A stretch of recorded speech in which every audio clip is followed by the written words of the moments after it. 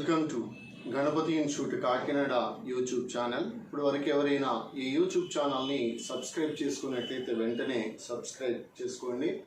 ఈ video class యందు ఆంధ్రప్రదేశ్లో జనవరి నెలలో పోలీస్ ఉద్యోగాలకు సంబంధించి నోటిఫికేషన్ అనేది విడుదలవ్వడం అనేది మనకి తెలిసిందే. అయితే ఈ ఆంధ్రప్రదేశ్లో జనవరి నెలలో విడుదల చేయబోయే నోటిఫికేషన్కి సంబంధించినంత వరకు ముందుగా మనం ఆంధ్రప్రదేశ్ ఏపీ పోలీస్ కానిస్టేబుల్ ఉద్యోగాలకు సంబంధించి ఏ విధంగా ఈ ఉద్యోగాన్ని సాధించాలి, అదేవిధంగా ఏ విధంగా ఈ ఎగ్జామినేషన్లో ఎక్కువ మార్కులు మనం అందరికంటే ముందు ఎక్కువ మార్కులు మనం సాధించాలో, సో ఈ సక్సెస్కి సంబంధించి విజయబాటికి సంబంధించి ముఖ్యంగా ఓన్లీ కానిస్టేబుల్స్కి సంబంధించినంత వరకు ఈ వీడియో చేయబడడం జరుగుతూ ఉంది. తదుపరి వీడియోలో సబ్ ఇన్స్పెక్టర్స్కి సంబంధించినంత వరకు పూర్తి వివరాలన్నీ కూడా నెక్స్ట్ వీడియోలో మీకు అప్లోడ్ చేయబడడం జరుగుతుంది. సో అయితే ముఖ్యంగా ఈ వీడియోలో ఆంధ్రప్రదేశ్ కానిస్టేబుల్స్ 2021లో జరగబోయే ఈ ఎగ్జామ్కి సంబంధించినంత వరకు ఫస్ట్ మనం తెలుసుకోవాల్సిందల్లా ప్రతి విద్యార్థి దగ్గర ఉండవలసింది సిలబస్. అయితే ఈ సిలబస్ అనేది మనకి ఈ కొత్త నోటిఫికేషన్లో కొన్ని మార్పులు చేర్పులు కూడా ఉండటానికి ఆస్కారం ఉందని తెలుస్తూ ఉంది. ఏమైనప్పటికీ కూడా 2019లో జరిగినటువంటి ప్రిలిమ్స్ మరియు మెయిన్స్ ఎగ్జామినేషన్కి ఇచ్చినటువంటి సిలబస్ను మనం ఒకసారి గమనిద్దాం. సో దీనికి తగ్గట్టుగా మనం 2021లో జరగబోయే ఈ కానిస్టేబుల్ ఎగ్జామినేషన్కి ఏ విధంగా ప్రిపేర్ అవ్వాలి, దీని యొక్క రూట్ మ్యాప్ అనేది ఏ విధంగా ఉంది, విజయబాట అనేది మనం చూద్దాం. సో మనకు తెలిసింది ప్రిలిమినరీ ఎగ్జామినేషన్ కానీ మెయిన్స్ ఎగ్జామినేషన్ కానీ మనకి 200 మార్కులు అనేవి ఈ రిటర్న్ టెస్ట్కి అనేది ఉంది. అయితే మనకి ఈసారి ప్రిలిమినరీ ఎగ్జామినేషన్ ఉంటుందా, మెయిన్స్ ఎగ్జామినేషన్ ఉంటుందా, లేకపోతే సింగిల్ ఎగ్జామినేషన్లో ఈ రిక్రూట్మెంట్ కంప్లీట్ చేస్తారా అనేది కొద్ది కాలంలో మనకి తెలుస్తుంది. ఏమైనప్పటికీ కూడా కామన్గా ఉన్నటువంటి సిలబస్ గురించి మనం ఒకసారి అధ్యయనం చేద్దాం. ముందుగా మనకి ఈ 200 మార్కులకు గాను ఉన్నటువంటి సిలబస్లో భాగంగా ఒకటి ప్రధానంగా మనకి అర్థమెటిక్ అండ్ రీజనింగ్. ఈ అర్థమెటిక్ అండ్ రీజనింగ్, సో దీన్ని mental reasoning and mental ability అని పేర్కొనడం జరిగింది. సో ఒకసారి మనం గమనించినట్లయితే 2019 కానిస్టేబుల్ ఎగ్జామినేషన్లో గమనించినట్లయితే ఈ 2 విభాగాల నుంచి మనకి 45 మార్కుల వరకు అడగటం జరిగింది. ఇది కేవలం ఎస్ఎస్సి స్టాండర్డ్, 10వ తరగతి స్టాండర్డ్లో ఉన్నటువంటి ప్రశ్నలు మాత్రమే అడగటం జరుగుతుంది. సో కావున ఇక్కడ అర్థమెటిక్ రీజనింగ్కి సంబంధించినంత వరకు 45 మార్కులు గరిష్టంగా, లేకపోతే 50 మార్కులు గరిష్టంగా అడగడం అనేది జరుగుతుంది. ఎనీహౌ 45 to 50 క్వశ్చన్స్ అనేవి ఈ విభాగం నుంచి అడగడాన్ని గమనించాలి. ఇక రెండవ విభాగము ఇంగ్లీష్, జనరల్ ఇంగ్లీష్. దీని నుంచి కంపల్సరీగా మనకి 30 మార్కులు అడగడం జరుగుతుంది. ఏమైనప్పటికీ కూడా ఈసారి కూడా ఇంగ్లీష్కి అధిక ప్రాధాన్యత ఇవ్వడం జరుగుతుంది. జగన్ సర్కార్ వచ్చిన తర్వాత సో ప్రతి ఎగ్జామినేషన్లోనూ కూడా ఇంగ్లీష్ అనేది కంపల్సరీగా వస్తూ ఉంటుంది. అందువల్ల ఇంగ్లీష్ అనేది 30 మార్కులకి అడగడం జరిగింది. అదేవిధంగా జనరల్ సైన్స్. ఈ జనరల్ సైన్స్లో ముఖ్యంగా మనకి biology, physics, chemistry, science and technology మరియు ఎన్విరాన్మెంట్. ఇందులో భాగంగా జనరల్ సైన్స్కి సంబంధించి 30 ప్రశ్నల వరకు అడగడం జరిగింది. దీనిలో ప్రధానంగా బయాలజీ నుంచి అదేవిధంగా కెమిస్ట్రీ నుంచి అత్యధికంగా ప్రశ్నలు అనేవి రావడాన్ని గమనించాలి. సో కావున ఇక్కడ బయాలజీ, ఫిజిక్స్, కెమిస్ట్రీ, అదేవిధంగా సైన్స్ అండ్ టెక్నాలజీ, ఎన్విరాన్మెంట్. ఈ సైన్స్ అండ్ టెక్నాలజీ, ఎన్విరాన్మెంట్ అనేటువంటి ఈ విభాగాన్ని కరెంట్ అఫైర్స్తో ముడిపడినటువంటి అంశాలని అడుగుతూ ఉన్నారు. సో కావున స్టాక్ జోలికి ఎక్కువగా వెళ్లకుండా స్టాక్ను చదువుతూ మనం కరెంట్ అఫైర్స్ పాయింట్ ఆఫ్ వ్యూలో ఈ సైన్స్ అండ్ టెక్నాలజీ, శాస్త్ర మరియు సాంకేతిక రంగాలు, అదేవిధంగా ఈ పర్యావరణానికి సంబంధించి ముఖ్యంగా ఇటీవల కాలంలో కరోనా రావడంతో మనకి ఈ పర్యావరణానికి సంబంధించి, అదేవిధంగా ఈ మానవాళికి సంబంధించి కరోనా యొక్క ఎఫెక్ట్ కూడా ఇందులో ఒక భాగంగా మనకి కనిపిస్తుంది. Next Indian history.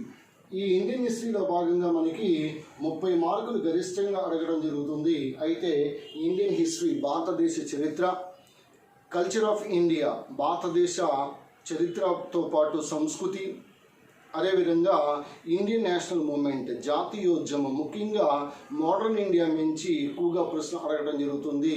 Plus Andhra Pradesh history, దాదాపుగా మనకి 30 మార్కులు ఇండియన్ హిస్టరీ నుంచి అడిగితే సో దీనిలో 10 మార్కులు ఏపీ హిస్టరీ నుంచి అడగడాన్ని గమనించాలి. కావున ఆంధ్రప్రదేశ్ చరిత్ర కూడా చాలా చాలా ఇంపార్టెంట్. శాతవాహనుల దగ్గర నుంచి మొదలు పెట్టుకుని నేటి జగన్మోహన్ రెడ్డి ముఖ్యమంత్రి వరకు ఈ ఆంధ్రప్రదేశ్ చరిత్రను అధ్యయనం చేయాలి. సో కావున ఇక్కడ ఈ ఇండియన్ హిస్టరీలో మనకి ప్రాచీన, మధ్యయుగ, ఆధునిక, ఏన్షియంట్, మిడివల్, అదేవిధంగా మోడర్న్ ఇండియా ఉన్నాయి. కాబట్టి మోడర్న్ ఇండియా మీద ఎక్కువగా కాన్సన్ట్రేట్ చేస్తూ ఏపీ హిస్టరీకి ప్రాధాన్యం ఇవ్వాలి. Next Indian polity. ఈ ఇండియన్ పాలిటీకి సంబంధించి 15 ప్రశ్నలు, ఒక్కొక్కసారి 10 నుంచి 15 ప్రశ్నలు అడగడం జరుగుతూ ఉంది. ఇండియన్ పాలిటీ ప్రశ్నలు చాలా బేసిక్ ప్రశ్నలు అనేవి దీని నుంచి వస్తూ ఉంటాయి. కానీ అభ్యర్థులు తప్పులు పెట్టడానికి ఎక్కువగా అవకాశం ఉన్న సబ్జెక్ట్. బేసిక్ అంశాలు అడిగినప్పటికీ కూడా ఈ ఇండియన్ పాలిటీని చాలా కూలంకుషంగా మనం అధ్యయనం చేయవలసినటువంటి అవసరం ఉంది. Next Indian geography. ఈ ఇండియన్ జాగ్రఫీలో కూడా 15, ఒక్కొక్కసారి 15 నుంచి 20 ప్రశ్నల వరకు అడగడం జరుగుతూ ఉంది. సో దీనిలోనూ కూడా మనం ఏపీ జాగ్రఫీకి ఎక్కువగా ప్రాధాన్యత ఇవ్వాలి. ఇండియన్ జాగ్రఫీతో పాటు ఏపీ జాగ్రఫీ కూడా, వాళ్ళ ఏపీ జాగ్రఫీ నుంచి దాదాపుగా మనకి 5 నుంచి 8 ప్రశ్నలు రావడాన్ని గమనించాలి. This is about Indian geography, భారతదేశ భూగోళ శాస్త్రము మరియు ఆంధ్రప్రదేశ్ భూగోళ శాస్త్రం. Next Indian economy. ఇక్కడ ఎకనామిక్స్ కాదు, ఎకానమీ. ఆర్థిక శాస్త్రాన్ని చదవాల్సినటువంటి పని లేదు, అర్థశాస్త్రాన్ని చదివితే సరిపోతుంది. ఈ ఇండియన్ ఎకానమీలో కూడా చాలా బేసిక్ అంశాలు అనేవి అడగడం జరుగుతూ ఉంది. ముఖ్యంగా ప్రభుత్వ పథకాలకు సంబంధించి ఆంధ్రప్రదేశ్ ప్రభుత్వ పథకాలు, కేంద్ర ప్రభుత్వ పథకాలు, జాతీయ ఆదాయం అంటే ఏంటి, సేవారంగం అంటే ఏంటి, అదేవిధంగా పథకాలకు సంబంధించి, బ్యాంకులకు సంబంధించి ఇలా బేసిక్ అంశాలు అనేవి మనకి ఇండియన్ ఎకానమీ నుంచి అడగడం జరుగుతుంది. దాదాపుగా 5 లేదా 6 ప్రశ్నలు అనేవి మనకి ఇండియన్ ఎకానమీ నుంచి రావడం జరుగుతుంది. అదేవిధంగా కరెంట్ అఫైర్స్ చాలా ముఖ్యమైనటువంటి విభాగం కానిస్టేబుల్ అభ్యర్థులకు. ఏపీ పోలీస్ కానిస్టేబుల్ అభ్యర్థులకు చాలా ముఖ్యమైనటువంటి విభాగము. దీనిలో 30 ప్రశ్నల వరకు, ఒక్కొక్కసారి 35 లేదా 40 ప్రశ్నలు అడిగిన ఆశ్చర్యపోవాల్సినటువంటి పని లేదు. అన్నీ కూడా కరెంట్ ఈవెంట్స్తో పాటు కరెంట్ జనరల్ స్టడీస్లో భాగంగా ఈ ప్రశ్నలు 30 ప్రశ్నల వరకు అడగడాన్ని గమనించాలి. సో ఒకసారి గమనిస్తే ఇందులో మనకి వెయిటేజ్ పరంగా చూసుకున్నప్పుడు ఆర్ట్స్ విద్యార్థులు ఉంటారు. ఈ ఆర్ట్స్ విద్యార్థులు ముందుగా వారు కంప్లీట్ చేసుకోవాల్సింది, సింపుల్గా ఉద్యోగం సాధించాలంటే ఆర్ట్స్ విద్యార్థులు ముఖ్యంగా ఫస్ట్ వారికి ఆ సబ్జెక్ట్ మీద గ్రిప్ ఉన్నప్పటికీ కూడా ఇండియన్ హిస్టరీ ఏదైతే ఉందో ఈ ఇండియన్ హిస్టరీని ముందు కూలంకుషంగా మొత్తం 1 మార్కు కూడా పోకుండా మీరు ఇండియన్ హిస్టరీని పూర్తిగా చదవాలి. రెండవది కరెంట్ అఫైర్స్. రెగ్యులర్గా కరెంట్ అఫైర్స్ ఫాలో అవుతూ ప్రతిరోజు కూడా ఈనాడు పేపర్, సాక్షి పేపర్ చదువుతూ అందులో ఉన్నటువంటి అంశాలను రాసుకుంటూ మీరు ఉన్నట్లయితే ఈ కరెంట్ అఫైర్స్లో కూడా మీరు 1 మార్కు కూడా మిస్ అవ్వకుండా 30కి 30 మార్కులు తెచ్చుకోవచ్చు. ఇప్పటి నుంచైనా సరే మీరు కరెంట్ అఫైర్స్ని రెగ్యులర్గా మీ సొంత నోట్స్ కనుక రాసుకున్నట్లయితే 30 మార్కులు మీ చేతిలో ఉంటాయి. అనగా ఇక్కడ ఇండియన్ హిస్టరీ నుంచి 30 మార్కులు తప్పనిసరిగా మీ చేతుల్లో ఉన్నాయి. అదేవిధంగా కరెంట్ అఫైర్స్ కూడా 30 మార్కులు మీ చేతుల్లో ఉన్నాయి. సో నెక్స్ట్ అదేవిధంగా ఈ జాగ్రఫీ మరియు పాలిటీ రెండు కలిపితే మరొక 30 మార్కులు మీ చేతుల్లో ఉన్నాయి. సో దీంతో పాటు మీరు కాస్త అదనంగా 30 మార్కులకి ఇంగ్లీష్ ఉంది. ఆర్ట్స్ విద్యార్థులు ఇంగ్లీష్లో చాలా ఇబ్బందులు పడుతూ ఉన్నారు. ఇంగ్లీష్ మీడియంలో చదువుకోక వీరికి ప్రిపోజిషన్స్ కానీ, లేకపోతే టెన్సెస్ కానీ, లేదా మనకి సినానిమ్స్ కానీ, యాంటోనిమ్స్ కానీ, స్పెల్లింగ్ మిస్టేక్స్ కానీ ఇవన్నీ కూడా బాగా ప్రాక్టీస్ చేసినట్లయితే ఇంగ్లీష్లో కూడా అత్యధికమైనటువంటి మార్కులు సాధించడానికి ఆస్కారం ఉంది. సో ఒకసారి గమనించండి, ఇక్కడ 1 ఇండియన్ హిస్టరీ, అదేవిధంగా ఇక్కడ కరెంట్ అఫైర్స్, అదేవిధంగా ఇక్కడ 30 మార్కులకి పాలిటీ మరియు జాగ్రఫీ 30 మార్కులకి ఇంగ్లీష్. అంటే ఇక్కడ మనకి 30 + 30 60, 60 + 30 90, 90 + 30 120 మార్కులు.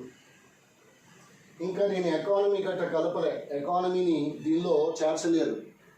సో మిగతా సబ్జెక్టులు ఏవి చేర్చలేదు. కేవలం మనకి ఇక్కడ ఇండియన్ హిస్టరీ 30 మార్కులు ఏపీ హిస్టరీతో కలుపుకుని, కరెంట్ అఫైర్స్ 30 మార్కులు, పాలిటీ మరియు జాగ్రఫీ 30 మార్కులు, అదేవిధంగా ఇంగ్లీష్ 30 మార్కులు. ఇంగ్లీష్ ఇప్పటి నుంచి మీరు సిలబస్ దగ్గర పెట్టుకొని ఆ ప్రిపోజిషన్ కానీ, లేకపోతే టెన్సెస్ కానీ, కరెక్షన్ ఆఫ్ సెంటెన్సెస్ కానీ, స్పెల్లింగ్స్ కానీ, so active voice, passive voice, question tags, articles, ఇవన్నీ కూడా మీరు జాగ్రత్తగా చదివినట్లయితే, ఎందుకంటే ప్యాసేజ్ ఎలాగా ఉంటుంది, దీనిలో 5 మార్కులు ప్యాసేజ్ చదివితే మనకి 5 మార్కులు వచ్చేస్తాయి. మిగతా 25 మార్కుల కోసం కష్టపడాలి. అందువల్ల ఇక్కడ మనకి 120 మార్కులతోనే మీరు ఇక్కడ ఉద్యోగం సాధించడానికి ఆస్కారం ఉంది. మీరు అర్థమెటిక్ రీజనింగ్ని పూర్తిగా వదిలేసుకున్నా, అదేవిధంగా ఈ జనరల్ సైన్స్ని పూర్తిగా వదిలేసుకున్నా కానీ ఉద్యోగం సాధించడానికి ఆస్కారం ఉంది ఆర్ట్స్ విద్యార్థులు. ఇక సైన్స్ విద్యార్థులకు వచ్చినట్లయితే, ముఖ్యంగా మ్యాథమెటిక్స్ విద్యార్థులకు వచ్చినట్లయితే, వీరు అర్థమెటిక్ రీజనింగ్ని బాగా చేస్తారు కాబట్టి 45 మార్కులు, అదేవిధంగా ఇంగ్లీష్ కూడా బాగా చేస్తారు కాబట్టి ఇదొక 30 మార్కులు, అనగా ఇక్కడికే 75 మార్కులు. మీరు సైన్స్ బ్యాక్గ్రౌండ్ నుంచి వచ్చారు కాబట్టి ఈ 30 మార్కులు, అనగా ఇక్కడ 45 ప్లస్ ఇక్కడ 60 ప్లస్ 45 105 మార్కులు. దాంతోపాటు కరెంట్ అఫైర్స్ 30 అంటే 135 మార్కులు వీరికి అడ్వాంటేజ్ అనేది ఉంది. 135 అంటే మీరు ప్రయారిటీ ఇచ్చుకుంటే మటుకు ఈ విధంగా చదువుకోవాలి. ప్రయారిటీ లేకుండా అన్నీ చదువుకోవచ్చు కామన్గా. సో ఆర్ట్స్ విద్యార్థి కూడా అర్థమెటిక్ రీజనింగ్లో చాలా ఎక్కువ మార్కులు సంపాదించిన వాళ్ళు ఉన్నారు. సో కష్టపడితే ఫలితం అనేది తప్పనిసరిగా ఉంటుంది. కాకపోతే నేను చెప్పేది ఏంటని అడిగితే, దేనికి ప్రయారిటీ ఇవ్వాలో మీరు ఒక్కసారి గమనించాల్సిందిగా నేను కోరుతా ఉన్నాను. ఆర్ట్స్ విద్యార్థులు అయితే మీకు ఆల్రెడీ చెప్పాను, ఇక్కడ హిస్టరీ 30 మార్కులు, కరెంట్ అఫైర్స్ 30 మార్కులు, జాగ్రఫీ పాలిటీ 30 మార్కులు, నెక్స్ట్ అదేవిధంగా ఇంకొక 30 మార్కులు ఇంగ్లీష్. ఇంకా ఇక్కడ మనం 30 కాకుండా 40 వేసుకోవచ్చు ఎకానమీతో కలిపి. అలాగే ఇక్కడ మనకి 130 మార్కులు, వీళ్ళకి 135, వీళ్ళకి 130 సమానంగా ఉంది. సో కావున ఎవరైతే ఆర్ట్స్ విద్యార్థులు ఇవి కంప్లీట్ చేసుకున్న తర్వాత అర్థమెటిక్ రీజనింగ్ మీద ఫోకస్ పెట్టినట్లయితే మంచిగా రాష్ట్రంలోనే ఉత్తమమైనటువంటి ర్యాంకులు సంపాదించడానికి ఆస్కారం ఉంటుంది. అదేవిధంగా ఇంగ్లీష్లో చదువుకున్న వాళ్ళు, సైన్స్ బ్యాక్గ్రౌండ్ వచ్చిన వాళ్ళు కూడా ఈ రకంగా వీటిని కంప్లీట్ చేసుకుని రిమైనింగ్ వాటిని కంప్లీట్ చేసుకున్నట్లయితే వారు కూడా అత్యధిక మార్కులు సంపాదించడానికి ఆస్కారం ఉంటుంది. ఇక బైపీసీ విద్యార్థులకి మ్యాథ్స్ కాస్త లిటిల్ బిట్ ప్రాబ్లంగా ఉంటుంది కాబట్టి వీరు రీజనింగ్ మీద ఎక్కువగా కాన్సన్ట్రేషన్ చేసి, ఆ తర్వాత అర్థమెటిక్ మీద కాన్సన్ట్రేషన్ చేసుకుని, సో ఇటు జనరల్ సైన్స్, అదేవిధంగా కరెంట్ అఫైర్స్, ఇవన్నీ కూడా, ఎందుకంటే వీరికి పెద్దగా ప్రాబ్లం ఏమీ ఉండదు. జాగ్రఫీ చదవచ్చు, హిస్టరీ చదవచ్చు, పాలిటీ చదవచ్చు, కరెంట్ అఫైర్స్ చదవచ్చు, ఇంగ్లీష్ చదవచ్చు, ఎక్సెప్ట్ వచ్చేసరికి మనకి అర్థమెటిక్. ఈ అర్థమెటిక్ కూడా చిన్ని లెక్కలు చేయడానికైనా సరే ప్రయత్నించి రీజనింగ్లో ఎక్కువ మార్కులు సంపాదించుకున్నట్లయితే ఈ బైపీసీ విద్యార్థులకు కూడా చాలా అడ్వాంటేజ్ అనేది ఉంటుంది. సో కావున ఇప్పుడు మీకు ఈ మార్క్స్ యొక్క డివిజన్ అనేది తెలిసింది. వీటిలో కాస్త అటు ఇటు చేంజెస్ అనేవి రావచ్చు. ఒక్కొక్కసారి జనరల్ సైన్స్లోనే 30 కాకుండా 50 ప్రశ్నలు అడిగినటువంటి సందర్భాలు ఉన్నాయి. 50 ప్రశ్నలు అడిగిన సందర్భాలు ఉన్నాయి జనరల్ సైన్స్. అలాగని చెప్పేసి భయపడిపోవాల్సినటువంటి పని లేదు. మీకు ఎటువంటి ప్రశ్నలు అడుగుతున్నారో, ఉదాహరణకి 2019 ఫిలిమ్స్ పేపర్ తీసుకున్నట్లయితే ఒక 70 మార్కులు మీరు చదివినా చదవకపోయినా 70 మార్కులు ఈజీగా ఆన్సర్ చేసే విధంగా క్వశ్చన్స్ అనేవి ఉంటాయి. అంటే మీకు సులభతరంగా ఉంటాయి. చదివినా చదవకపోయినా అనేసరికి మినిమం ఎంతో కొంత చదివినట్లయితే సో వారికి 70 మార్కులు వితిన్ 5 నిమిషాల్లో మీరు చేయడానికి ఆస్కారం ఉంటుంది. ఉదాహరణకి 2019కి సంబంధించి పేపర్ కనుక మనం పరిశీలిస్తే, కానిస్టేబుల్ పేపర్ కనుక పరిశీలిస్తే, దీనిలో ఈ జనరల్ స్టడీస్లో అడిగినటువంటి మార్కులు, అలాగే ఇక్కడ మనకి 45 ప్లస్ 30, అలాగే ఈ 40 ప్లస్ 30 ప్లస్ 45, ఈ 75 మార్కులు తీసివేయగా రిమైనింగ్ వాటిలో అంటే 125 ప్రశ్నల్లో 70 ప్రశ్నలు చాలా సులభతరంగా ఉన్నటువంటి ప్రశ్నలే.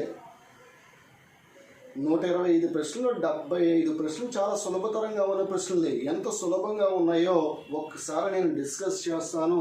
వాటికి ఆన్సర్లు కూడా మీకు బాగా తెలుసు. ఉదాహరణకి క్వశ్చన్ నెంబర్ 1, సుభాష్ చంద్రబోస్ యొక్క గురువు అని అడిగాడు.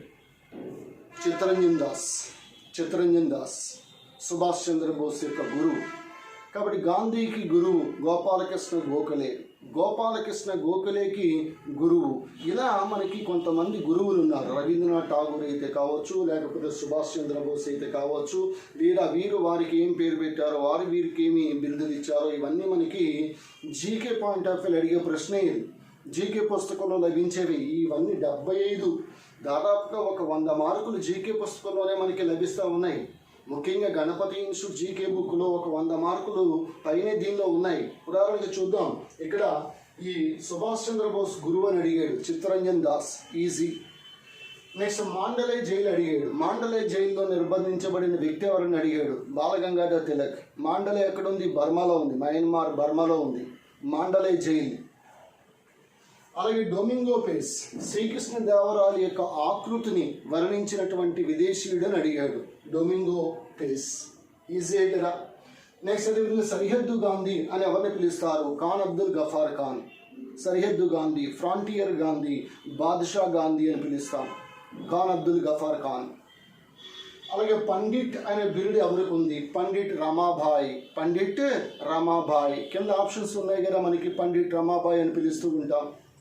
Next Bengal gazette. ఈ బెంగాల్ గెజిట్ వార్తాపత్రికను ప్రారంభించింది ఎవరిని అడిగాడు? James Augustine Hickey. Next Ontimitta Kodandaramaswamy ఆలయం ఎక్కడుందని అడిగాడు. కడపలో ఉంది, కడప జిల్లాలో ఒంటిమిట్ట కోదండరామస్వామి ఆలయం. ఈ భద్రాచలం పోయిన తర్వాత మనకి శ్రీరామనవమి వేడుకలు ఇక్కడే జరుగుతూ ఉన్నాయి, Ontimitta. Next IRA, Indian reforms association, దీన్ని స్థాపించింది ఎవరని అడిగాడు? కేశవ్ చంద్రసేన్. నెక్స్ట్ గొట్టా బ్యారేజ్ ఏ నదిపై ఉందని అడిగాడు? వంశధార నదిపై ఉంది గొట్టా బ్యారేజ్. నీటిని శీతలీకరణిగా ఎందుకు వాడుతున్నారని అడిగాడు. నీటికి ఏముంటుంది? అత్యధిక విశిష్టోష్ణం, స్పెసిఫిక్ హీట్ అనేది ఉంటుంది. అందువలన నీటిని జనరల్గా కూలెంట్గా వాడతారు. ఇది ఈజీయే. నెక్స్ట్ చంద్రునిపై బరువు సంబంధించి అడిగాడు. నేను ఇక్కడ 100 కేజీలు ఉంటే చంద్రునిపై ఎన్ని కేజీలు ఉంటాను? తెలుసు కదా, 1/6. చాలా ఈజీగా పెట్టచ్చు. నెక్స్ట్ బంగారము రాగి 22 క్యారెట్లు 24 క్యారెట్లకు సంబంధించి 22 క్యారెట్లు బంగార శాతం ఎంత, రాగి శాతం ఎంత, ఈ టైప్ ఆఫ్ ప్రశ్న అడిగాడు. ఇది కూడా ఈజీ. నెక్స్ట్ వృక్ష హార్మోన్లు, ఆక్సిన్లు, జిబ్బరెలిన్లు, సైటోకైనిన్లు, ఇథిలిన్ అనే 4 హార్మోన్లు ఇచ్చి వాటి యొక్క పని ఏంటని అడిగాడు. ఎప్పుడు అవే అడుగుతాడు, వేరేది ఏం అడగడు. వృక్ష హార్మోన్లకు సంబంధించి ఆక్సిన్స్ విధేంటి, జబ్బరెలిన్స్ విధేంటి, సైటోకైనిన్ విధేంటి, అబ్సెసిక్ ఆమ్లం విధేంటి, ఇథిలిన్ విధేంటి. విటమిన్ లేని పేపర్ ఉండదు కదా, ఏ పేపర్ ఉండదు మనకి విటమిన్ లేకుండా. ఓ ప్రశ్న అడిగాడు. అలాగే ఊపిరితిత్తుల సామర్థ్యం, ఈ ఊపిరితిత్తుల్లో గాలి పట్టే సామర్థ్యం ఎంతని అడిగాడు. ఈ ప్రశ్న కూడా మనం డైలీ ఎగ్జామ్స్ పెట్టుకుంటాం కదా, ఆ డైలీ ఎగ్జామ్స్లో ఈ ఊపిరితిత్తుల యొక్క సామర్థ్యానికి సంబంధించి రకరకాల సామర్థ్యాలన్నీ కూడా మనం ఎగ్జామ్లు ఇస్తూ ఉంటాం. డైలీ టెస్ట్లోనే ఇవన్నీ కూడా మీకు దొరికేస్తూ ఉంటాయి. 5800 మిల్లీలీటర్లు. అలాగే గుండె ప్రసరణ, అసలు గుండెలో రక్తం ఏ విధంగా ప్రసరిస్తుంది? మనకి కర్ణికలు, జఠరికలు, వాటి నుంచి మంచి రక్తం ఎక్కడ ప్రవహిస్తుంది? కర్ణికల్లో చెడు రక్తం, నెక్స్ట్ జఠరికల్లో మంచి రక్తము. సో ఏ జఠరిక, ఏ కర్ణిక, కుడి జఠరిక, ఎడమ కర్ణిక, ఎడమ జఠరిక నుంచి రక్తం ఏ విధంగా శరీర భాగాలకు వెళ్తుంది? ఊపిరితిత్తుల నుంచి రక్తం మళ్ళీ ఆ కుడి కర్ణికలోకి ఏ విధంగా వస్తుంది? మహాధమని, పుపుస సిరలు, పుపుస ధమని, వీటన్నిటికి సంబంధించి రక్త ప్రసరణ ఏ విధంగా జరుగుతుంది అడిగాడు. వెరీ ఈజీగా మనం పెట్టచ్చు. నెక్స్ట్ లాక్టిక్ ఆమ్లం, చెమటలో ఉన్న ఆమ్లం అని అడిగాడు. లాక్టిక్ ఆమ్లం జనరల్గా అందరూ పాలల్లో ఉంటుంది, లాక్టిక్ ఆమ్లం అని అనుకుంటాం. అలాగే కండరాలు అలసటకు గురైనప్పుడు ఉత్పత్తి అయ్యే ఆమ్లం అనుకుంటాం, కానీ వాడి చెమటలో ఉండే ఆమ్లం. అక్కడ మనకి ఎలిమినేషన్ విధానంలో కూడా ఇది పెట్టచ్చు. మోరోవర్ ఇది క్లాస్లో మేము చెప్పడం జరిగింది, చెమటలో ఉండే ఆమ్లం లాక్టిక్ ఆమ్లం సంబంధించి. అలాగే మనకి ఉదాహరణ చూడండి, ఈ లాలాజలంలో లైసోజైమ్ అనే ఎంజైమ్, లైసోజైమ్ అది కన్నీటిలో ఉంటుంది, లాలాజలంలో ఉంటుంది, చెమటలో ఉంటుంది, పాలల్లో కూడా ఉంటుంది లైసోజైమ్. చాలామంది ఏం చెప్తారంటే లాలాజలంలో ఉండే ఎంజైమ్ అని చెప్తారు, మిగతా వదిలేస్తూ ఉంటారు. అలాంటి సందర్భంలో అడిగింది ఈ ప్రశ్న. లాక్టిక్ ఆమ్లం చెమటలో కూడా ఉంటుంది. Next monarch. నేను మనం చెప్పుకోకూడదు. స్త్రీలు, యువతులు 14 సంవత్సరాలు వచ్చిన తర్వాత మొదటిసారి బహిష్ట అవుతారు. అలాంటి వాళ్ళని ఫస్ట్ మెన్స్ట్రేషన్ ఏదైతే ఉంటుందో అప్పుడు మొనార్క్ అంటాం. అలాగే మెనోపాస్, ఇక చివరి దశకు వచ్చేసరికి 45-50 సంవత్సరాలు వచ్చిన తర్వాత అండం విడుదల ఆగిపోతుంది, మెనోపాస్. ఇలా స్త్రీ యొక్క ప్రత్యుత్పత్తి వ్యవస్థకు సంబంధించి, ఋతుచక్రానికి సంబంధించి అడిగినటువంటి ప్రశ్న. అలాగే ట్యూబెక్టమీ కానీ, వాసెక్టమీ కానీ, దానిలో ఏం కట్ చేస్తారు, ఇవన్నీ కూడా ఎగ్జామ్లు అడుగుతూ ఉంటాడు. నెక్స్ట్, ఆంధ్ర రాష్ట్ర తొలి స్పీకర్ని అడిగాడు అయ్యదేవర కాళేశ్వరరావు. ఇప్పుడు మరి ఆంధ్రప్రదేశ్, తెలంగాణ విడిపోయిన తర్వాత మొదటి స్పీకర్ ఎవరు, ప్రస్తుత స్పీకర్ ఎవరు, డిప్యూటీ స్పీకర్ ఎవరు, ఇలాంటివి వాడడానికి ఆస్కారం ఉంటుంది. అలాగే బిపిన్ చంద్రపాల్, ఆంధ్రాలో వందే మాతర ఉద్యమంని బాగా నడిపించినటువంటి బెంగాలీకి చెందినటువంటి ఉద్యమకారుడు ఎవరని అడిగాడు, బిపిన్ చంద్రపాల్. వందే మాతర ఉద్యమం అనగానే ఈయన గురించి చదువుకుంటాం మనం. అలాగే గాడిచెర్ల హరిసర్వోత్తమరావు, ఆంధ్ర తిలక్, ఆయన గురించి చదువుకుంటూ ఉంటాం. నెక్స్ట్ బృహత్కథ. ఈ బృహత్కథ గుణాఢ్యుడు రాశాడు. మరి ఏ భాషలో రాశాడు అని అడిగాడు. పైశాచీ భాష, ఆ పక్కన పాళీ భాష, పైశాచీ, సంస్కృతం, తెలుగు ఇలా ఇస్తాడు. పైశాచీ భాష. నెక్స్ట్, ఇండియా డివైడెడ్ గ్రంథకర్త ఎవరని అడిగాడు. బాబు రాజేంద్ర ప్రసాద్, రాష్ట్రపతిగా పనిచేసిన మొదటి రాష్ట్రపతి బాబు రాజేంద్ర ప్రసాద్. మేయో, ఈ మేయో హత్యగావించబడినటువంటి తొలి వైస్రాయ్ అని అడిగాడు. మేయో, అండమాన్ నికోబార్ దీవుల్లో అఫ్రీది అనేవాడి చేతిలో పోయాడు ఈయన. నెక్స్ట్, రాణి గైడిన్యులు. ఈ రాణి గైడిన్యులు ఈ నాగాలాండ్లో బ్రిటిష్ వారికి వ్యతిరేకంగా పోరాడింది. నాగాలాండ్, మణిపూర్లో కూడా పోరాడింది. కానీ ఆమె ఏ రాష్ట్రంలో జన్మించిందని అడిగాడు. మణిపూర్. అందరూ నాగాలాండ్ పెట్టారు, మణిపూర్. అలాగే ఆర్ఎస్ఎస్, రాష్ట్రీయ స్వయం సేవక్ సంఘ్, దీన్ని ఎప్పుడు స్థాపించారు? 1925 సెప్టెంబర్ 27వ తారీఖున స్థాపించారు. హెడ్గేవార్ అనేవాడు దీని యొక్క స్థాపకుడు.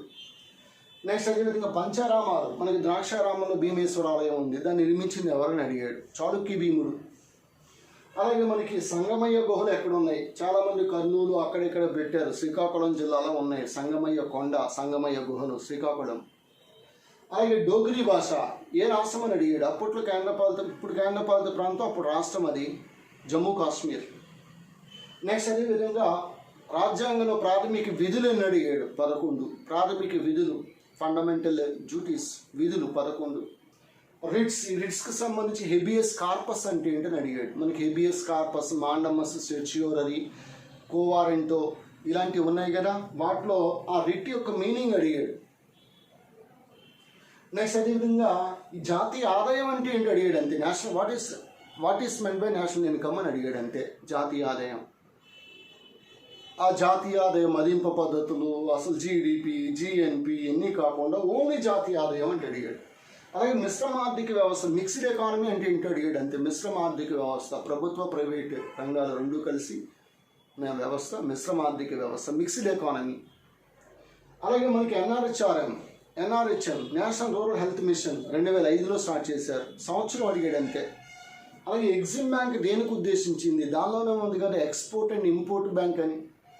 నెక్స్ట్, అదేవిధంగా పన్నులు, కింది వారిలో ప్రత్యక్ష పన్ను కానిది ఏదని అడిగాడు. మరి పన్నులన్నీ చదువుకుంటాం. పరోక్ష పన్నుల స్థానంలో మనకి జిఎస్టీ వచ్చేసింది. ఇక ప్రత్యక్ష పన్నులు ఉన్నాయి, మరి వాటిని గుర్తించాలి కదా మనం. నెక్స్ట్, రూర్కెలా ఇనుము ఉక్కు కర్మాగారం. ఇది ఏ దేశ సహకారంతో? ఒడిశాలో ఏర్పాటు చేశారు. పశ్చిమ జర్మనీ సహకారంతో ఏర్పాటు చేశారు రూర్కెలా. దేశంలో బోల్డ్ ఉన్నాయి.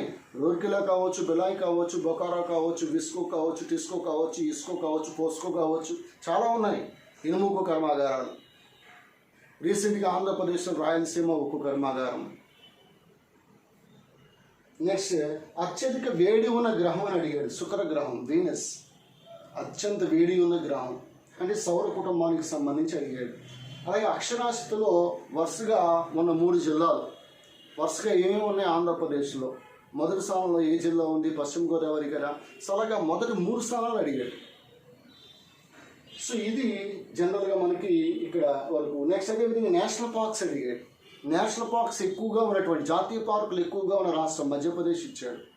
మన దేశంలో ఎన్ని జాతీయ పార్కులు ఉన్నాయి, ఎన్ని అభయారణ్యాలు ఉన్నాయి, ఎన్ని టైగర్ రిజర్వ్లు ఉన్నాయి, ఎన్ని ఎలిఫెంట్ రిజర్వ్స్ ఉన్నాయి, ఆంధ్రప్రదేశ్లో ఏమున్నాయి, ఎంత సిలబస్ ఉందో చూడండి ఒకసారి. ఎన్ని చదవాలో ఒకసారి మీరు అబ్జర్వ్ చేయండి. నెక్స్ట్, అదేవిధంగా నెల్లూరు. ఈ నెల్లూరుకు సంబంధించి ఈశాన్య ఋతుపవనాల వల్ల వర్షపాతం అధికంగా పొంది ఆంధ్రప్రదేశ్లోని జిల్లాని అడిగాడు. నెల్లూరు, తమిళనాడు నెల్లూరు ఇలా వస్తుంది. అలాగే పెన్నా నది ప్రవహించని జిల్లా అని రాయలసీమలో 4 జిల్లాలు ఇచ్చాడు. అనంతపురం, కడప, చిత్తూరు, కర్నూలు ఇస్తే ఇందులో చిత్తూరులో ప్రవహించదు పెన్నా నది. నెక్స్ట్ ఇందిరాగాంధీ కెనాల్, దేశంలో పొడవైన వ్యవసాయ కాలువ అని అడిగాడు. రాజస్థాన్లో ఉంది ఇందిరాగాంధీ కెనాల్. అలాగే వరి ఉత్పత్తులు ఏ రాష్ట్రం, కొబ్బరి ఉత్పత్తులు ఏ రాష్ట్రం, గోధుమ ఉత్పత్తులు ఏ రాష్ట్రం, జొన్న ఉత్పత్తులు ఏ రాష్ట్రం. పంటలు ప్రథమ స్థానంలో ఉన్న రాష్ట్రాలు. నెక్స్ట్ ఆంధ్రప్రదేశ్లో పొడవైనటువంటి రహదారిని అడిగాడు. స్టేట్ హైవే, అది స్టేట్ హైవే 31. అంటే ఇటు జాతీయ రహదారులతో పాటు ఆంధ్రప్రదేశ్లో పొడవైనటువంటి జాతీయ రహదారులు, పొడవైనటువంటి స్టేట్ హైవేస్ కూడా గుర్తుపెట్టుకోవాలి. చాలా చక్కగా ఉంటుంది. మనం జాతీయ రహదారుల గురించి, రాష్ట్ర రహదారుల గురించి చెప్తూ ఉన్నప్పుడు చాలా అద్భుతమైనటువంటి ఇన్ఫర్మేషన్. అలాగే ట్రిగ్విలీ, నార్వే దేశానికి చెందినవాడు. మీకు తెలుసు ఐక్యరాజ్య సమితికి మొట్టమొదటి సెక్రటరీ జనరల్. ప్రస్తుతం అయితే ఆంటోనియో గుటెరస్, పోర్చుగల్. ఈయన ట్రిగ్విలీ అడిగాడు. స్టాకే కదా ఇది, స్టాక్కు సంబంధించింది కదా, స్టాక్ జీకే కదా. అలాగే ఆంధ్రప్రదేశ్లో పంచాయతీరాజ్ చట్టం ఏ సంవత్సరంలో అమలు చేశారు? 1959. అలాగే దినోత్సవాలు అడిగాడు. ఆ దినోత్సవాలతో పాటు ఇతివృత్తాలు అడిగాడు. కరెంట్ అఫైర్స్లో ఇతివృత్తాలు, థీమ్స్ అడిగాడు. ఇప్పుడు డిసెంబర్ 25 ఉంది, వాజ్పేయి యొక్క జన్మదినం, సుపరిపాలన దినం, గుడ్ గవర్నెన్స్ డే అంటాం. 2014 నుంచి మనం జరుపుకుంటూ ఉన్నాం. అప్పుడు ఇమ్మీడియట్గా మనం ఈ వాజ్పేయి గురించి ఒకసారి మనం గుర్తు చేసుకోవాలి. ఆయన యొక్క సమాధి సదైవ అటలని, ఐక్యరాజ్య సమితిలో హిందీలో ప్రసంగించిన తొలి భారత ప్రధాని అని, ఆయన పేరు మీదుగానే అటల్ నగర్, నయా రాయ్పూర్, అటల్ సొరంగం, రోహతంగ్ సొరంగం, పొడవైన సొరంగం ప్రపంచంలోనే. ఇలా వాజ్పేయికి సంబంధించి ఏమైనా వస్తే ఆయన ఎన్నో ప్రధాని, 10వ ప్రధాని, ఎన్నిసార్లు ప్రధానిగా పనిచేశారు? 3 సార్లు ప్రధానిగా పనిచేశారు. జై జవాన్, జై కిసాన్, జై విజ్ఞాన్ అన్నారు. ఇలా మొత్తం ఆ వాజ్పేయికి సంబంధించి ఇన్ఫర్మేషన్ అంతా తెలుసుకోవాలి. నెక్స్ట్ బ్రిక్స్ గురించి అడిగాడు. BRICS, Britain, Russia, India, China, South Africa. BRICS గురించి అడిగాడు. ఎప్పుడు బ్రిక్స్ గురించి ప్రశ్న ఉంటుంది. నెక్స్ట్ సైనిక విన్యాసాలు. ఇటీవల కాలంలో మనకి చాలా చాలా ఇంపార్టెంట్ సైనిక విన్యాసాలు. జిమ్మెక్స్ కానీ, పాసెక్స్ కానీ ఇలాంటి పదాలు వినిపిస్తున్నాయి కదా. ఇవాళ పేపర్ చదివితే మీకు వియత్నాంతో పాటు పాసెక్స్ విన్యాసాలు, వియత్నాం కూడా పార్టిసిపేట్ చేస్తుంది పాసెక్స్. అలాగే లైన్ ఎయిర్, ఈ లైన్ ఎయిర్ అనేది ఎయిర్లైన్స్ అనేది ఏ దేశాన్ని అని అడిగాడు. అందరూ గరుడ ఎయిర్లైన్స్ ఇస్తే ఇండోనేషియా పెట్టేస్తారు. లైన్ ఎయిర్ కూడా ఇండోనేషియా. అంటే వివిధ దేశాల యొక్క ఎయిర్లైన్స్ అడుగుతూ ఉన్నాడు. మనకి ఎయిర్ ఇండియా ఎలాగైతే ఉందో వివిధ దేశాలకు సంబంధించి ఎయిర్లైన్స్ అడుగుతూ ఉన్నాడు. లుఫ్తాన్సా కానీ, గరుడ కానీ ఇలాంటివి. నెక్స్ట్ అలాగే నోబెల్ బహుమానం. ఖచ్చితంగా నోబెల్ అవార్డు మీద గ్యారంటీగా ఒక ప్రశ్న ఉంటుంది. ఒక మార్క్ మన జేబులో ఉన్నట్టే. నెక్స్ట్ అలాగే కమిటీలు. ఇక్కడ లాస్ట్ టైం అడిగిన కమిటీ మాధవ్ గాడ్గిల్ కమిటీ. ఈ పశ్చిమ కనుమల్లో ఈ జీవజాతులు ఏ విధంగా అంతరించిపోతున్నాయో ఆ పశ్చిమ కనుమలకు సంబంధించిన కమిటీని ఏర్పాటు చేశారు, మాధవ్ గాడ్గిల్ కమిటీ. అప్పట్లో అది వార్తల్లో ఉంది, ఆ కమిటీ అప్పట్లో వార్తల్లో ఉంది. అందువల్ల దాని గురించి అడిగాడు. మరి ఇప్పుడు ఎటువంటి కమిటీలు వార్తల్లో ఉన్నాయి? రీసెంట్ కమిటీలు మనం చదువుకోవాలి. Current affairs. అంబాసిడర్లు అడిగాడు. అంబాసిడర్, ఆయా రాష్ట్రాల యొక్క అంబాసిడర్లు అడిగాడు. Next Oscar award. గ్యారంటీగా అప్పుడు ఆస్కార్ అవార్డు ఉందనుకోండి, మళ్ళీ మనం ఎగ్జామ్ రాసే సమయానికి ఆస్కార్ అవార్డు ఉంటే ఆస్కార్ అవార్డు గ్యారంటీ. అలాగే మ్యాన్ బుకర్ ప్రైజ్ కానీ, లేదా మ్యాన్ బుకర్ ఇంటర్నేషనల్ కానీ గ్యారంటీ. నెక్స్ట్ అదేవిధంగా బుక్స్, తప్పనిసరిగా బుక్స్ గురించి అడుగుతాడు. ఉదాహరణకి బరాక్ ఒబామా యొక్క ఆటోబయోగ్రఫీని అడిగాడు అనుకోండి. అందులో 3 ఆప్షన్లు ఇచ్చాడు అనుకుందాం. 1 అడాసిటీ ఆఫ్ హోప్ అని, 2 వీ కెన్ బిలీవ్ ఇన్ అని, అదేవిధంగా 3 straight from my dreams from my father అని, 4వది ఇస్తాడు ఏ ప్రామిస్డ్ ల్యాండ్ అని. A promised land, that is autobiography of Barack Obama. 4 గ్రంథాలు ఆయనే రాశాడు, కానీ దానిలో ఆటోబయోగ్రఫీ ఏదని అడిగాడు. అలాగే ఇటీవల ఏఆర్ రెహమాన్ రాసినటువంటి నోట్స్ ఆఫ్ ఏ డ్రీమ్ ఇలాంటివి.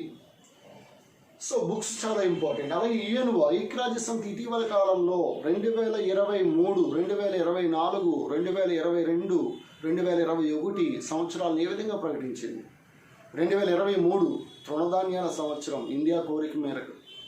ఇదే ప్రశ్న అప్పటికి 2018 నాటికి సేమ్ ప్రశ్న అడిగాడు. 2018 ఏ సంవత్సరం అని 2019 ఎగ్జామ్లో అడిగాడు. భారతదేశం 2018ని ఏ విధంగా ప్రకటించింది? తృణధాన్యాల సంవత్సరం. మళ్ళీ ఐక్యరాజ్య సమితి 2023 తృణధాన్యాల సంవత్సరం, అంతర్జాతీయ తృణధాన్యాల సంవత్సరం. అలాగే ఆసియా క్రీడల మీద ప్రశ్న అడిగాడు. కాబట్టి క్రీడల మీద తప్పనిసరిగా మనకి క్రీడా వేదికల మీద లేదా క్రీడాకారుల మీద తప్పనిసరిగా 1 లేదా 2 ప్రశ్నలు ఉంటాయి. Next abbreviations. సింపుల్గా ఖేలో ఇండియా స్కూల్ గేమ్స్, సింపుల్గా KISG అని అడిగాడు అంతే. KISG అంటే ఎవడో తెలియదు, అందరికీ తెలిసిందే కదా. ఖేలో ఇండియా స్కూల్ గేమ్స్ అని ఈజీగా పెట్టడం జరిగింది, అబ్రివేషన్ అది. అలాగే సెంట్రల్ గవర్నమెంట్ స్కీమ్స్, కేంద్ర ప్రభుత్వ పథకాలు, ఏ అన్నపూర్ణ పథకము ఇలాంటివో ఏదో ఒక పథకం గురించి అడగటం. ఈ ప్రధానమంత్రి ఆవాస్ యోజన, ఈ ప్రధానమంత్రి ఆవాస్ యోజన అర్బన్లో ఆంధ్రప్రదేశ్ 3వ స్థానంలో నిలిచింది. అలాగే ఆంధ్రప్రదేశ్ వెయిట్లో మొదటి స్థానంలో ఉందో చూసుకోవాలి. అప్పుల్లో మొదటి స్థానం ఉందని అడగడు. ఈజ్ ఆఫ్ డూయింగ్ బిజినెస్లో మొదటి స్థానం ఉంది, పెట్టుబడులు పెట్టడంలో మొదటి స్థానంలో ఉంది, గుడ్ల ఉత్పత్తిలో మొదటి స్థానంలో ఉంది, కొబ్బరి ఉత్పత్తుల మొదటి స్థానంలో ఉంది, సుగంధ ద్రవ్యాల ఉత్పత్తుల మొదటి స్థానంలో ఉంది, సిమెంట్ ఉత్పత్తుల మొదటి స్థానంలో, ఇలా మనకి అడగడం జరుగుతూ ఉంటుంది. సో కావున ఇక్కడ ఒకసారి గమనించండి, దాదాపుగా ఇక్కడ ఒక 75 ప్రశ్నలు ఎంత ఈజీగా ఉన్నాయో చూడండి. 75 ప్రశ్నలు అంటే మీరు ఇంకా రిమైనింగ్ 125 అనగా ఇక్కడ 45 ప్లస్ ఇంగ్లీష్ 30 అనగా ఇక్కడ ఎంత 75, ఇంకా రిమైనింగ్ 125. 125లో ఒక 75 ప్రశ్నలు ఈజీగానే ఉంటున్నాయి. రిమైనింగ్ ప్రశ్నలు కూడా ఈజీయే, కాకపోతే ఎవరికి ఈజీ? కష్టపడి చదివిన వారికి ఈజీ. అయితే ఈసారి ఇలానే ఉంటుందా పేపర్ అంటే నేనైతే చెప్పలేను, కానీ ఒక విషయం అయితే కంపల్సరీగా చెప్తా. కోచింగ్ అనేది కంపల్సరీ. కోచింగ్ తీసుకోండి, ఎక్కడో చోటు తీసుకోండి. కోచింగ్ అనేది తీసుకోవడం ద్వారా ఏమవుతుందంటే మీకు ఇన్ని విషయాలు కూడా కేవలం 4-5 గంటల్లో కూడా కవర్ అవడానికి ఆస్కారం అనేది ఉంటుంది. ఉదాహరణకి మీరు గమనించండి. సో ఫర్ ఎగ్జాంపుల్ ఇప్పుడు చెప్పినటువంటి ఈ టాపిక్స్లో దాదాపుగా నేను ఇక్కడ 45 ఇంగ్లీష్ 30 ఇవి తీసేయగా మనకి ఎంత ఉన్నాయి? ఇంకా 125 మార్కులకు గాను దీనిలో ఈ గణపతి ఇన్స్టిట్యూట్ జీకే బుక్లో ఒక 100 మార్కులు మీకు కవర్ అవుతుంది ఈజీగా. దీనిలో కరెంట్ జనరల్ స్టడీస్ కూడా రాయడం జరిగింది, అందువల్ల 100 మార్కులు కవర్ అవుతాయని చెప్తున్నాను. కేవలం ఒక బుక్లో 100 మార్కులు, దీనిలో అన్నీ ఉన్నాయి. ఇది ఒక ఖురాన్, భగవద్గీత, ఇది ఒక బైబిల్. కానిస్టేబుల్ అభ్యర్థులకి ఇది ఒక బైబిల్, ఎస్ఐ కానిస్టేబుల్ అభ్యర్థులకి ఇది ఒక బైబిల్ లాంటిది, ఒక భగవద్గీత, ఒక ఖురాన్, ఒక గాంధీవం లాంటిది. ఎందుకంటే దీనిలో ఫుల్లీ అప్డేటెడ్ ఇన్ఫర్మేషన్ ఉంది. బయట దొరికి ఏ బుక్ను మీరు తీసుకున్నప్పటికీ దానిలో 2 లేదా 3 మార్కుల కన్నా ఎక్కువ కవర్ అవ్వవు. It's my promise to you, నిజంగా చెప్తున్నా. సో అందువల్ల ఇలాంటివి మన దగ్గర మొత్తం ఒక 11 పుస్తకాలు, మొత్తం జనరల్ స్టడీస్ అదేవిధంగా అథమెటిక్ రీజనింగ్తో సహా మొత్తం ఒక 11 పుస్తకాలు అనేవి ఉన్నాయి. అవన్నీ కనుక ఒక పుస్తకాన్ని మీరు 4-5 సార్లు కనుక చదివినట్లయితే, ఉదాహరణకి ఇంగ్లీష్ మీడియం తీసుకుందాం. ఇంగ్లీష్ మీడియంకి మనకి ఇలాగే హిస్టరీ అని, నెక్స్ట్ అదేవిధంగా జనరల్ నాలెడ్జ్ అని, అదేవిధంగా మనకి పాలిటీ అని, ఇండియన్ పాలిటీ అని, అదేవిధంగా కెమిస్ట్రీ అని, ఫిజిక్స్, ఇలా మొత్తం చెప్పుకుని పోతే మనకి ఇంగ్లీష్ మీడియం మెటీరియల్ కూడా చాలా అద్భుతంగా తీర్చిదిద్దడం జరిగింది. ఇవన్నీ మీకు గణపతి ఇన్స్టిట్యూట్లో లభించడం మీరు గమనించాలి. అలాగే ఫిజికల్ ఈవెంట్స్, ఈ ఫిజికల్ ఈవెంట్స్కి మీరు ఏమీ చేయాల్సిన పని లేదు. ఉదయాన్నే 4 గంటలకు లేవండి. ఉదయాన్నే 4 గంటలకు లేచి మీరు గ్రౌండ్కి వెళ్ళండి. గ్రౌండ్కి వెళ్ళి ప్రాక్టీస్ చేయండి. 1600 మీటర్లు, 800 మీటర్లు లాంగ్ జంప్. వెరీ సింపుల్గా ఉంది ఈవెంట్స్ కూడా. అందువల్ల 80% నిర్లక్ష్యం చేయొద్దు. ఎవరైతే those who want to wear khaki dress ఎవరైతే వేసుకోవాలి, సబ్ ఇన్స్పెక్టర్స్ ఎవరైతే గన్ జేబులో పెట్టుకోవాలి, కానిస్టేబుల్ వృత్తి ఎంచుకోవాలి. ఇటు అమ్మాయిలు అబ్బాయిలు 11,500 ఉద్యోగాలు ఉన్నాయి. వీటిలో సింహభాగం మనకి కానిస్టేబుల్స్ ఎక్కువగా ఉన్నాయి. ప్రతి జిల్లాలోనూ కూడా పోస్టులు ఉన్నాయి. సో అందువల్ల మీరు ఇప్పటి నుంచి ప్రిపేర్ అయినట్లయితే చాలా అద్భుతమైనటువంటి ఫలితాలు సాధించడానికి ఆస్కారం ఉంటుంది. ఆన్లైన్ కోచింగ్ అనేది జస్ట్ మీరు ఒక రోజుకు 3 సినిమాలు చూడమంటే మీరు చూడగలరా? చూడలేరు ఆన్లైన్. మరి కోవిడ్ పరిస్థితుల్లో మరి ఆఫ్లైన్ ఎలాగండి అని అడగచ్చు మీరు. ఆఫ్లైన్ క్లాసెస్ గణపతి ఇన్స్టిట్యూట్లో స్టార్ట్ అయ్యాయి. మార్నింగ్ ఉదయం 9 గంటల నుంచి ఈవినింగ్ 6 o'clock వరకు క్లాసెస్ ఫిజికల్ డిస్టెన్సింగ్ పాటిస్తూ థర్మామీటర్, అదేవిధంగా మనకి ఈ శానిటైజ్ చేస్తూ మనం ముందుకెళ్తా ఉన్నాం. నోటిఫికేషన్ పడిన తర్వాత అన్ని జిల్లాల నుంచి కూడా విద్యార్థులు వస్తారు. 11,500 ఉద్యోగాలు ఉన్నాయి. ఈసారి ఎక్కువ ఉద్యోగాలు సాధించాలనేటువంటి తపంతో ఉన్నాం.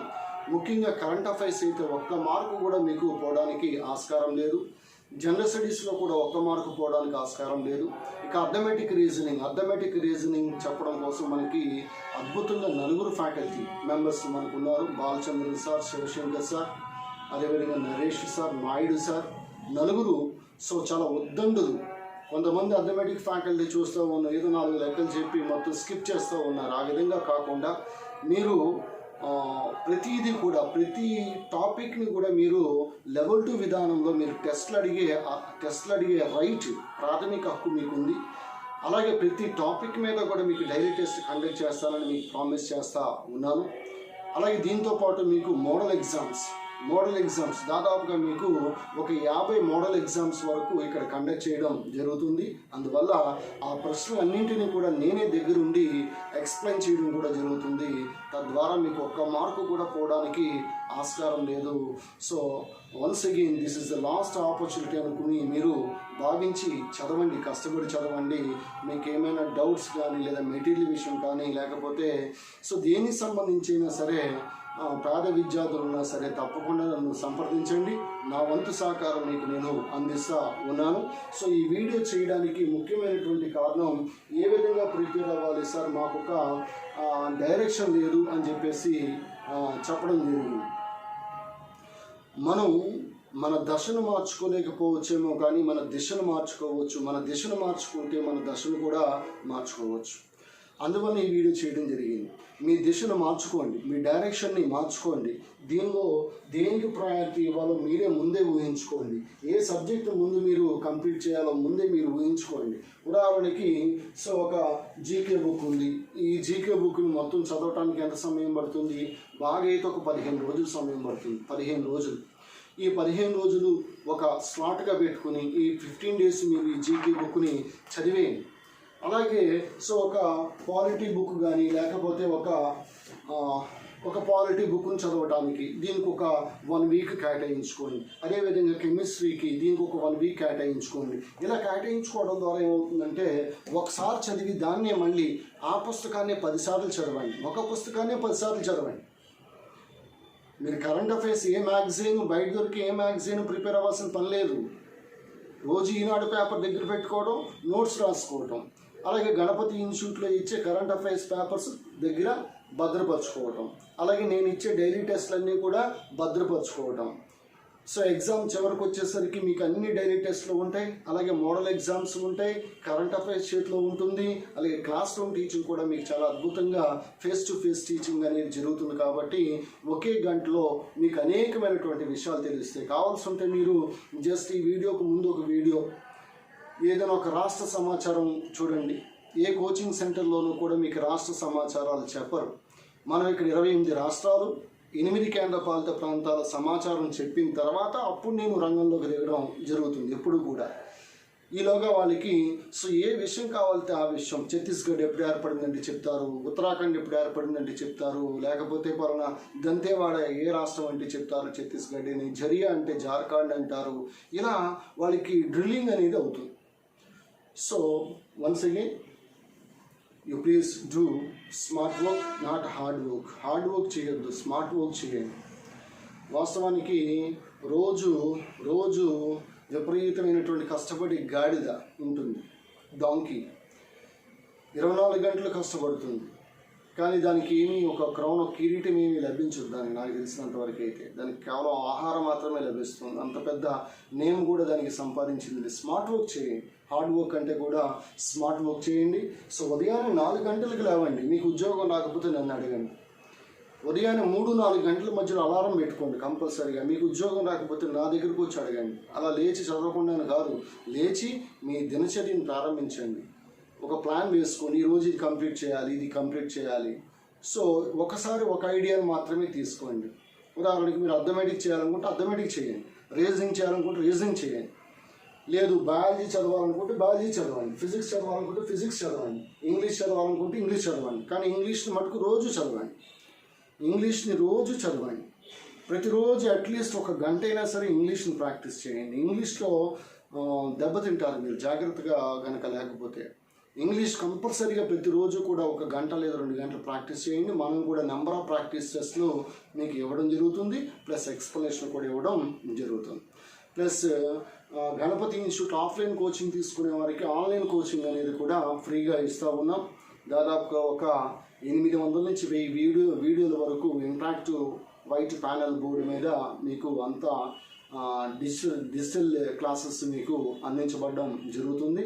మీరు తొందరపడి ఆన్లైన్ క్లాసెస్ గట్రా కొనుక్కోవాల్సినటువంటి పని లేదు. ఎవరైతే ఆఫ్లైన్ జాయిన్ అవుతారో వారికి ఆన్లైన్ కూడా ఫ్రీగా ఇవ్వబడడం జరుగుతుంది. సో అలాగే రేపు కొత్త బ్యాచ్ అనేది స్టార్ట్ అవుతుంది. ఎవరైనా మీకు తెలిసినటువంటి విద్యార్థులు ఎవరైనా ఉంటే సో వారికి తెలియచేయండి. గ్రూప్గా జాయిన్ అయ్యే వారికి మీకు ఫీజులో రాయితీ అనేది ఉంటుంది. చక్కటి హాస్టల్ వసతి కూడా ఉంది, గ్రౌండ్ కూడా దగ్గరలోనే ఉంది. ఇన్స్టిట్యూట్, గ్రౌండ్, హాస్టల్ 3 కూడా 100 మీటర్స్ దూరంలోనే ఉంటాయి. So this is yours Ganapathi sir from Ganapathi institute, Kakinada, Andhra Pradesh. Meet you tomorrow with more updates. Thank you.